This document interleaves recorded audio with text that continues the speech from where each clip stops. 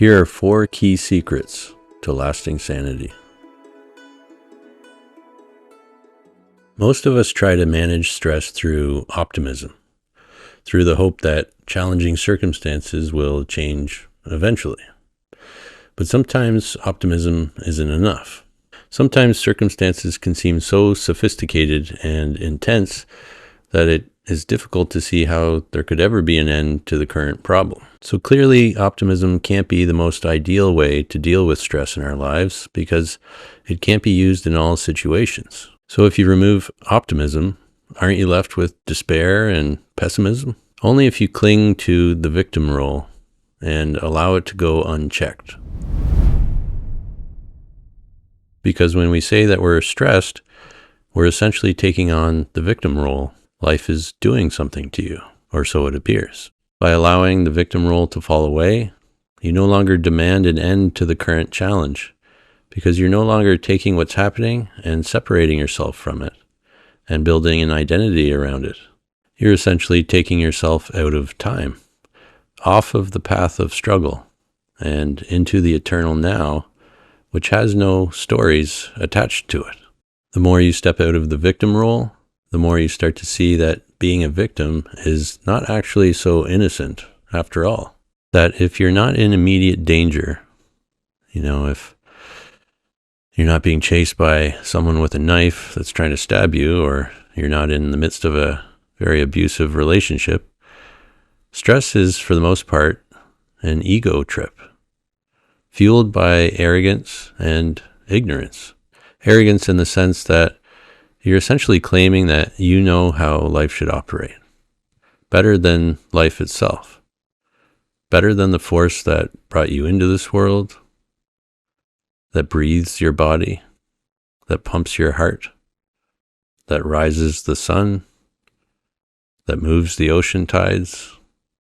You know better. That shouldn't be happening. Ignorance in the sense that you already know that you've never really been in control of life.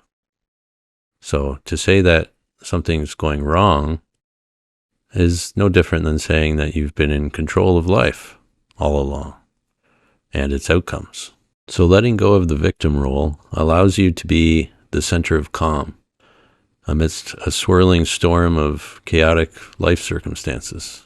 Obviously, letting go of the victim role requires trust in this great mystery, the great unknown, which leads us to the second secret to lasting sanity, acknowledging that you don't really know who you are. Contrary to popular belief, knowing who you are is not all it's cracked up to be. We've all been programmed from an early age to define an identity for ourselves so that we can function in a world made of other identities. The catch is that nobody really believes who they are because nobody really has an inherent identity. When you acknowledge that, all of the boundaries you've placed around yourself to define yourself and what you're capable of start to dissolve. Then a whole new world of possibilities open up to you. Your abilities become unknown again, something to explore and experiment with, to discover new avenues that had previously been ignored because they didn't fit into the box of your mind-made sense of self. When you acknowledge that you're a mystery, all negative self-limiting beliefs that belong to the realm of the known start to dissolve, and the world starts to become your oyster again. The third secret is to stop being a means to an end, to develop a new relationship with working, learning, and free time, because all of those concepts are constructs of the mind. Essentially, you're prisons.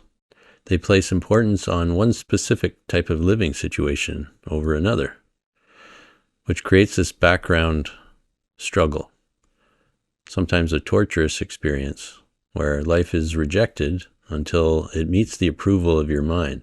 Work, learning, holidays are all constructs of the mind, designed to place life on hold, to pedestalize part of it and reject the rest of it. These are constructs that create superficial, unfulfilling goals that promise future fulfillment, but never actually deliver it. Because you can't be free when you can only exist in a certain category of life. The fourth secret is to see the struggle in every other person. It's difficult to place importance on your own story of struggle when you see that 8 billion other people are in the same boat. Make it a practice to study the body language and behavioral patterns of everybody that you come across in life, so that you can see that everybody is ultimately seeking fulfillment in one form or another. Everybody is struggling to manage stress. Everyone is struggling to uphold an image of themselves that they don't totally believe in. Compassion will start to arise, and a felt sense of unity with human beings will start to become very tangible. So the more that you put these 4 secrets into practice, the more you'll see that life is not really meant to be this giant struggle, but more of an opportunity to awaken to a greater truth, which is you're a part of life, you're inseparable from life, and that trying to uphold this fictitious sense of self is not in your best interest at all.